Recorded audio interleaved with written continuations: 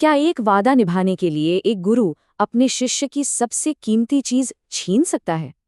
आज हम गुरु शिष्य के उसी पवित्र लेकिन बेहद उलझे हुए रिश्ते को समझेंगे जिसमें महाभारत जैसी महागाथा को आकार दिया।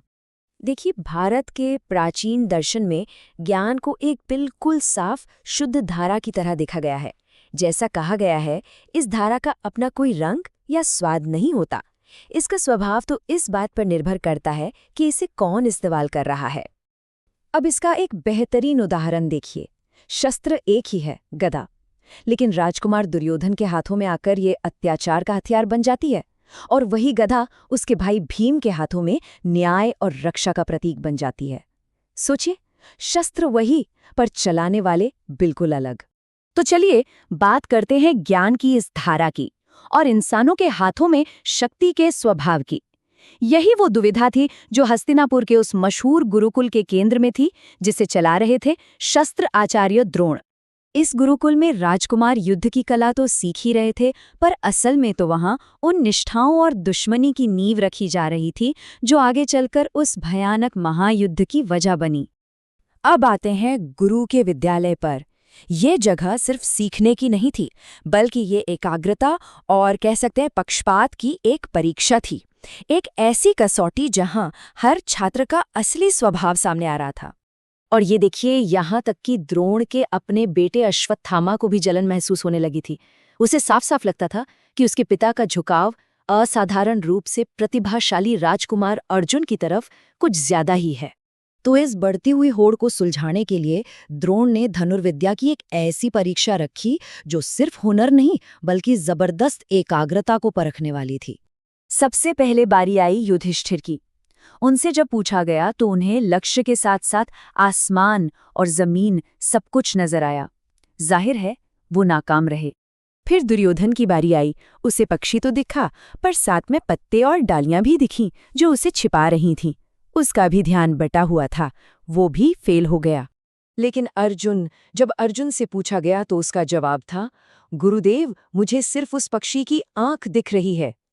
उसकी इस एकाग्रता ने द्रोण के विश्वास को और पक्का कर दिया कि अर्जुन ही सर्वश्रेष्ठ है, वही दिव्य दृष्टि वाला शिष्य है। अब बात करते हैं एक वचन की कीमत की। द्रोण ने अर्जुन को दुनिया का सबसे बड़ा धनुर्धर बनाने का वचन दिया था, एक ऐसा वचन जिसकी बहुत जल्द एक भयानक परीक्षा होने वाली थी। और यहीं पर कहानी में गुरु दक्षिणा का जिक्र आता है। ये सिर्फ कोई फीस या शुल्क नहीं है, बल्कि ये ज्ञान के कर्ज को चुकाने का एक बहुत ही पवित्र और श्रद्धा भरा काम माना जाता है। अब कहानी में एक ऐसा किरदार आता है जिसके बारे में सबने सुना होगा, एकलव्य। एक वनवासी लड़का जिसे गुरुकुल में दाखिला नहीं मिला, पर उसने हार नहीं मानी। द्रोण की एक मूर्ति बनाई और उसे ही गुरु मानकर ऐसा अभ्यास किया कि वो अर्जुन से भी बेहतर धनुर्धर बन गया।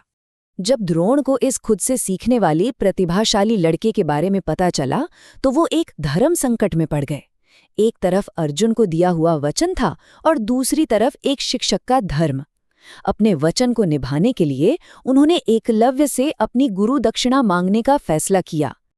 और यहीं उस वचन की असली भयानक कीमत सामने आती है।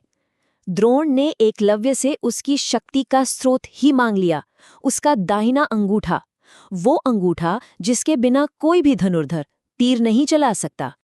और एकलव्य ने अपनी गुरु भक्ति की मिसाल देते हुए एक पल की भी देरी नहीं की। उसने अपना अंगूठा काटकर अपने गुरु के चरणों में रख दिया और इस तरह ज्ञान की उस साफ धारा को अपनी इस दुखद कहानी से हमेशा के लिए दागदार कर दिया। तो अब जरा देखते हैं कर्तव्य, दक्षिणा और दिव्यता को। एकलव्य की कहानी वाकई दिल दहला देती है, पर यह महाभारत में गुरु दक्षिणा का अकेला उदाहरण नहीं है। शिष्य के 3 अलग-अलग रास्ते यहाँ हमें देखने को मिलते हैं। अगर हम यहाँ देखें तो गुरु दक्षिणा की 3 बिल्कुल अलग-अलग तस्वीरें नजर आती हैं। एक तरफ एकलव्य का वो दुखद बलिदान है, दूसरी तरफ कर्ण को मिला एक नैतिक श्राप, और तीसरा है कृष्ण का दिखाया हुआ प्रेम और सेवा का रास्ता। एक और महान गुरु थे परशुराम और उनके शिष्य थे कर्ण। उन्होंने कर्ण को हर तरह का ज्ञान दिया, पर उनकी दक्षिणा एक शर्त थी, एक चेतावनी या कहिए एक श्राप था कि अगर कर्ण ने इस ज्ञान का इस्तेमाल अन्याय के लिए किया तो सबसे मुश्किल वक्त में ये विद्या उसका साथ छोड़ देगी। और फिर एक बिल्कुल ही अलग उदाहरण है कृष्ण का। उनके गुरु सांदीपनि ने दक्षिणा में कुछ नहीं मांगा, पर कृष्ण ने खुद अपने गुरु के खोए हुए बेटे को राक्षसों की दुनिया से छुड़ाकर वापस ला दिया। यहाँ दक्षिणा कोई बलिदान नहीं, बल्कि एक निस्वार्थ सेवा का काम है। तो अब आते हैं आखिरी हिस्से पर, संघर्ष का मंच। ये जो निजी सबक थे, ये व्यक्तिगत वादे और कर्ज थे, ये सब सिर्फ क्लासरूम तक नहीं रहने वाले थे। अब ये युद्ध के मैदान में एक विस्फोट की तरह सामने आने वाले थे। राजकुमारों की शिक्षा पूरी हो चुकी थी और अब हस्तिनापुर में एक शानदार रंगभूमि तैयार की जाती है। एक ऐसा मंच जहां सालों से मन में सुलग रही दुश्मनी और मेहनत से कमाया गया हुनर अब पूरी दुनिया के सामने आने वाला था। संघर्ष के सारे बीज अब तक बोए जा चुके थे। एक गुरु का पक्षपात, एक शिष्य का बलिदान, एक राजकुमार की जलन और एक योद्धा की छिपी हुई ताकत, ये सब कुछ अब आपस में टकराने के लिए तैयार था। और ये सारी घटनाएं कुरुक्षेत्र के महायुद्ध के लिए मंच तैयार करती हैं। साथ ही हमारे सामने एक बहुत गहरा सवाल छोड़ जाती हैं। जब ज्ञान एक हथियार बन जाए, तो उसके इस्तेमाल के लिए असली जिम्मेदार कौन है? वो गुरु जिसने ज्ञान दिया, या वो शिष्य जो उस हथियार को चलाता है?